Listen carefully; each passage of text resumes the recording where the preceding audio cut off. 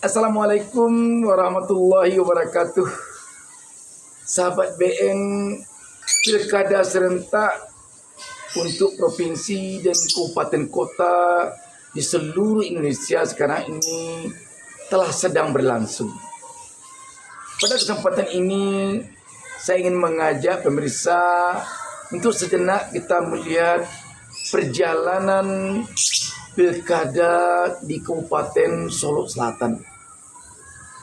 Sahabat BN, Kabupaten Solo Selatan berada di Provinsi Sumatera Barat, terletak di Pulau Sumatera. Kita tentu tidak semuanya tahu tentang di mana Solo Selatan itu. Dan kita tentu belum semuanya telah pernah menginjakkan kaki di kabupaten ini. Kabupaten Solo Selatan merupakan kabupaten hasil pemekaran dari Kabupaten Solo.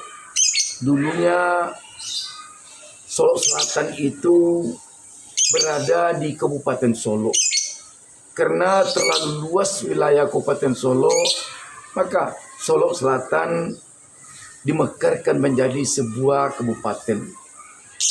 Sebagai sebuah kabupaten hasil pemekaran, tentu saja sampai sekarang masih memerlukan percepatan pembangunan agar segera sama dia dengan kabupaten induknya atau Kabupaten Solo setidaknya.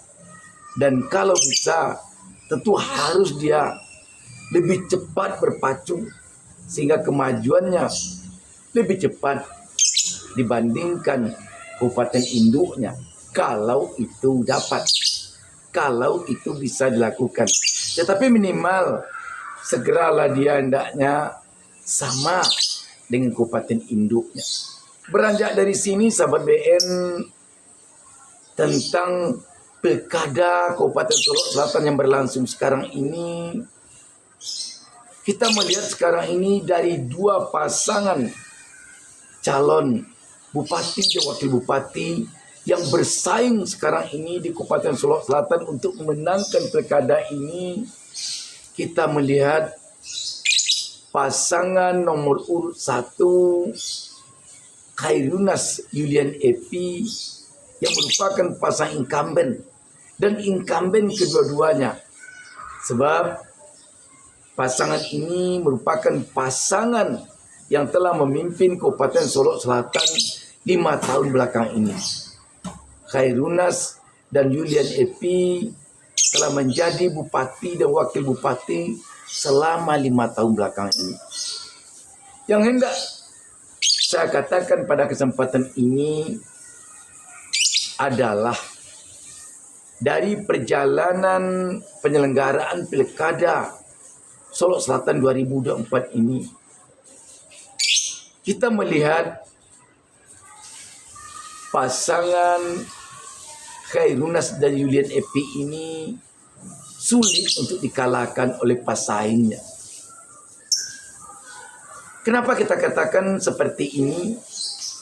Antara lain karena pasangan Khairunas dan Yulian Epi yang merupakan pasangan incumbent ini didukung dan diusung oleh Partai Golkar di samping sejumlah partai lainnya. Untuk kita ketahui, Partai Golkar merupakan partai yang sangat mengakar di Kabupaten Solo Selatan. Dia menjadi partai pemenang pemilu sejak beberapa kali pemilu belakang ini sampai pada pemilu 2024. Artinya pasangan Khairunas Yulian Epi ini mendapat dukungan yang begitu kuat dari warga masyarakat, khususnya tentu warga Golkar yang ada di Solo Selatan yang merupakan partai terbesar di Solo Selatan. Di samping itu dia juga didukung oleh sejumlah partai lainnya yang terhitung kuat di Solo Selatan. Sebut saja Partai PKS partai yang terkenal dengan soliditasnya, partai yang terkenal dengan militannya. Juga didukung pasangan ini oleh Partai Demokrat dan sejumlah partai lainnya. Itulah antara lain yang membuat kita menjadi kuat memperkirakan bahwa pasangan nomor urut 1 Khairunas Yulian Epi ini sulit untuk dikalahkan oleh pesaingnya. Di samping itu,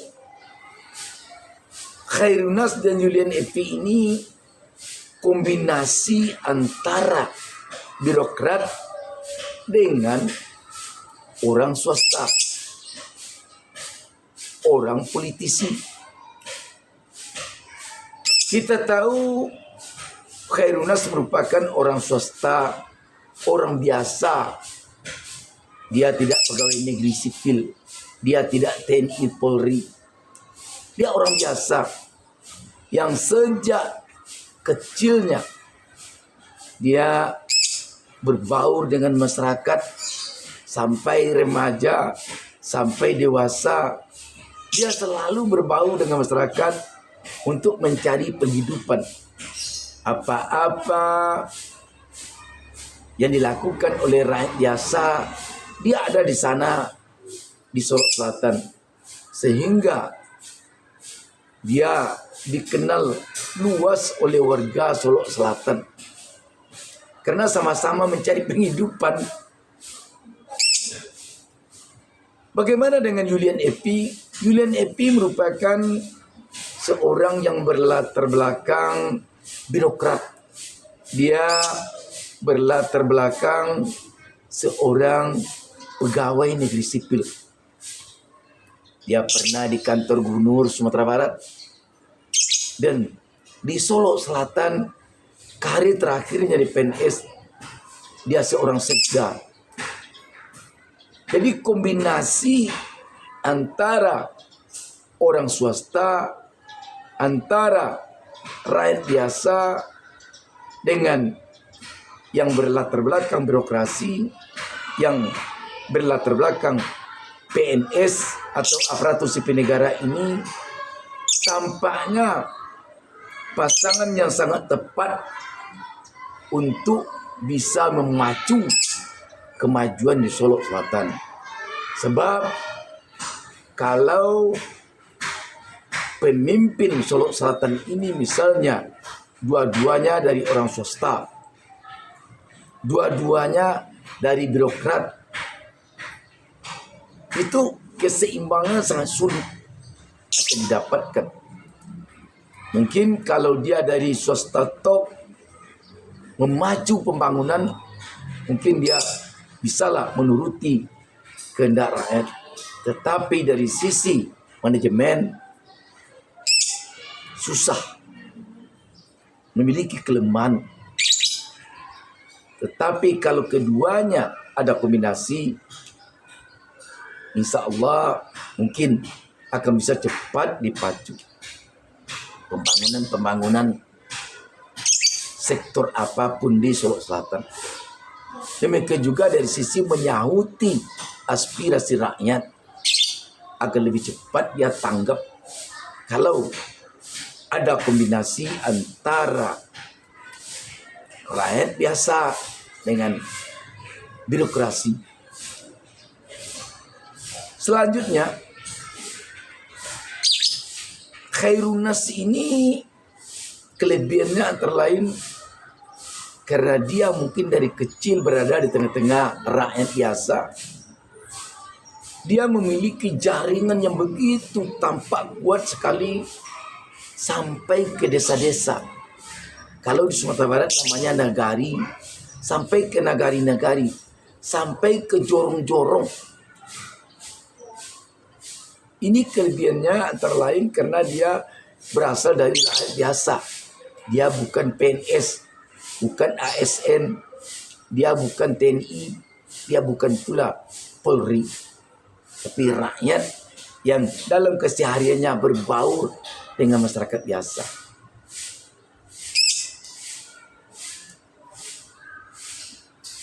Bagaimana kepemimpinan dua tokoh ini 5 tahun belakang ini?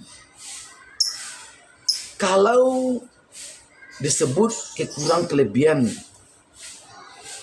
akan saling tampak kekurangan kelebihannya. Seorang pemimpin, di samping dia punya keberhasilan, tidak akan luput dari kegagalan. Sehebat apapun pemimpinnya, sehebat apapun.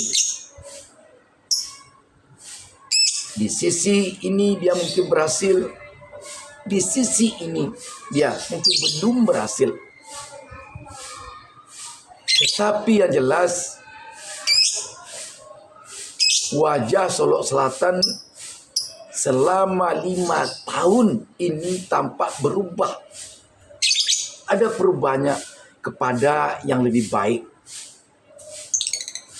Kalau kita dulu-dulunya masuk ke ibu kota Kabupaten Solok Selatan Padang Aro itu, rasanya seperti masuk kampung saja. Tidak ada bedanya kita masuk ke ibu kota Kabupaten Solok Selatan Padang Aro dengan masuk ke kecamatan-kecamatan lain. Tidak ada tanda-tandanya. Tetapi sekarang ini kita melihat ibu kota Kabupaten Solok Selatan Padang Aro telah tampak punya ciri khas sebagai ibu kota kabupaten. Ada teman saya mengatakan dia 5 tahun lalu ke Solok Selatan, dan baru beberapa bulan lalu dia ke Solok Selatan. Dia tersesat di Padang Aro itu.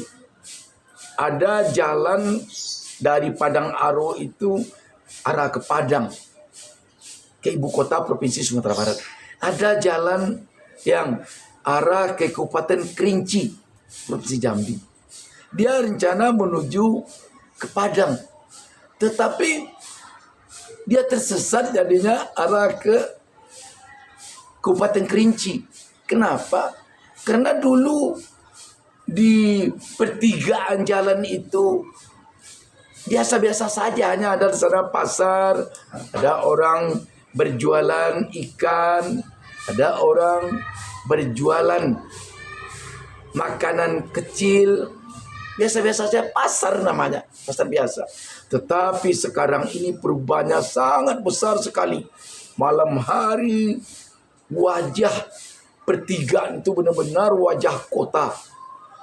Sehingga ketika dia malam hari dari arah Lubuk Melako namanya, dia ingin menuju Padang, tersesat ke arah Kabupaten Kerinci karena begitu ramainya, begitu semaraknya pertigaan yang 5 tahun lalu dia lihat hanya pasar biasa. Sekarang ramai sekali di sana. Perubahannya sangat bagus. Itu di satu sisi. Di sisi lain sekarang kita juga dapat melihat berbagai gebrakan pembangunan di setiap desa, di setiap kecamatan di Solok Selatan. Tetapi apakah masih ada janji-janji kampanye dari Khairul Nasution EP yang belum ditepatinya? Tentu saja masih ada. Jelas masih ada. Karena itu kita berkeyakinan melihat kerja keras yang dilakukan oleh dua tokoh ini bersama-sama dengan rakyat selama 5 tahun belakangan ini, kita punya keyakinan setidaknya janji-janji kampanye yang dijanjikan oleh Khairul Nasution EP 5 tahun lalu yang belum berhasil dicapai 100%. Mudah-mudahan 5 tahun kepemimpinannya ke depan akan bisa ini tercapai 100%. Dan sahabat BN, karena perkembangan di tengah-tengah masyarakat harus bergerak cepat ke depan, makanya kita yakin melihat rekam jejak Khairunnas Yulian Eppi 5 tahun belakang ini, dia akan bisa memacu lebih cepat lagi berbagai gerak langkah pembangunan Solok Selatan 5 tahun ke depan. Namun demikian, kita tentu berharap kepada dua tokoh ini agar berlapang dada di dalam menerima berbagai kritikan dari rakyatnya. Sebab memimpin di era reformasi sekarang ini, memimpin di era keterbukaan sekarang ini, memimpin di era medsos sekarang ini, pemimpinnya harus punya kelapangan dada di dalam menerima kritikan, masukan dari rakyatnya. Bahkan seorang pemimpin haruslah dia siap menerima caci makian sekalipun dari rakyatnya. Kalau tidak siap untuk itu, janganlah menjadi pemimpin di era reformasi ini. Dan semua masukan, kritikan, bahkan caci makian itu haruslah dijadikan oleh pemimpin sebagai pelecut diri untuk lebih cepat lagi membangun.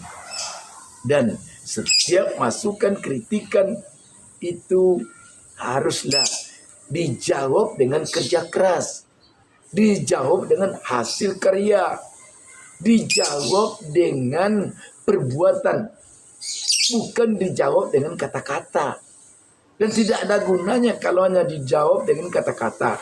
Apalagi kalau kata-katanya mengarah kepada debat kusir, saling mempertahankan pendapat masing-masing.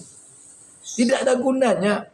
Yang berguna adalah ketika semua kritikan, semua masukan, semua aspirasi dari rakyat itu dijawab dengan kerja keras, dijawab dengan hasil karya, dijawab dengan fakta di tengah-tengah publik. Sahabat BN, sekali lagi kita punya keyakinan jika Khairunnas Yulian Eppi kembali dipercaya rakyat Solok Selatan memimpin Solok Selatan 5 tahun ke depan, Solok Selatan insya Allah akan lebih cepat majunya, akan lebih cepat lagi berkembangnya, akan lebih cepat lagi mampu setara dengan kabupaten-kabupaten lain di Sumatera Barat. Sahabat BN, Solok Selatan yang punya potensi amat besar di bidang sumber daya alam tentu membutuhkan pemimpinnya yang mau dan mampu bekerja untuk membangun daerahnya. Dan itu tampaknya ada pada Khairunnas Yulian Eppi. Dan tentu kita berharap apabila nanti Khairunnas Yulian Eppi dipercaya kembali oleh rakyat Solok Selatan, jangan sia-siakan kepercayaan ini sehingga rakyat semakin merasakan 5 tahun ke depan manfaatnya bagi mereka kepemimpinan dua tokoh ini. Sahabat BN, sekali lagi kita mengatakan bahwa pasangan nomor urut 1 Khairunnas Yulian Eppi ini tampaknya setelah kita melihat perjalanan Pilkada 2024 ini untuk Kabupaten Solok Selatan, sulit pesaingnya untuk mengalahkannya. Dan mudah-mudahan Solok Selatan makin maju, makin cepat berkembang, makin cepat bisa setara dengan kabupaten-kabupaten lain di Sumatera Barat.